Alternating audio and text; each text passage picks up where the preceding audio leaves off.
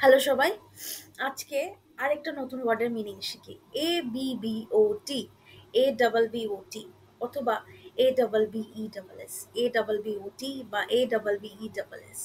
আচ্ছা, তো এই দুটো ওয়ার্ড যখনই থাকবে তখন আমাকে বুঝতে হবে যে এ ডাবল বি ও টি হচ্ছে একজন নান, না, একজন মাঙ্ক, আর A double B E double S হচ্ছে একজন নান। সিম্পল, আরো সিম্পলিফাই করছি। ধরুন একটা, আপনি কোথাও একটা বিদেশে ঘুরতে গেছেন, ধরুন আপনি বিদেশে কোনো জায়গায়, ধরুন আমেরিকা বা ইউরোপ কোথাও ঘুরতে গেছেন, আপনি দেখলেন যে বাহ কি সুন্দর একটা গির্জা বা কি সুন্দর একটা, আমি একটা চার্চ দেখতে পেয়েছি। এবং ধরুন চার্চটাতে যে শুধু পুজো হয়, প্রসাদ বিতরণী হয় তা নয়, পড়াশোনা হয়, ওখানে স্টুডেন্টসরা থাকে, ছোট ছোট মাঙ্কসরা থাকে, ছোট ছোট নানসরা থাকে। হ্যাঁ, ওখানে কিছু কাজকর্ম হয়, কোনো রকম ভাবে ওখানে ওরা কোনো রকম ভাবে ওরা ওখানে কিছু না কিছু নিয়ে এনগেজড হয়ে আছে। ঠিক আছে, এই জিনিসগুলো হয়।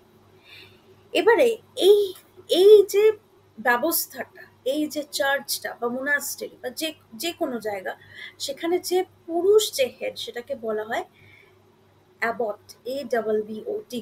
এখানকার যে মহিলা হেড বা ধরুন মানে পুরোহিত, আমরা এটা আমরা হিন্দু ধর্মে বা ইন্ডিয়ান ধর্মে, ইন্ডিয়াতে অনেক ধর্ম আছে, হিন্দু ধর্মে আমরা এটাকে পুরোহিত বলি। আর যে ফিমেল, তাকে আমরা বলি অ্যাবেস বিদেশে। তো এটা আপনি নিশ্চয়ই মাথায় রাখবেন যে পুরুষ মানে হচ্ছে অ্যাবট, ফিমেল মানে হচ্ছে অ্যাবেস।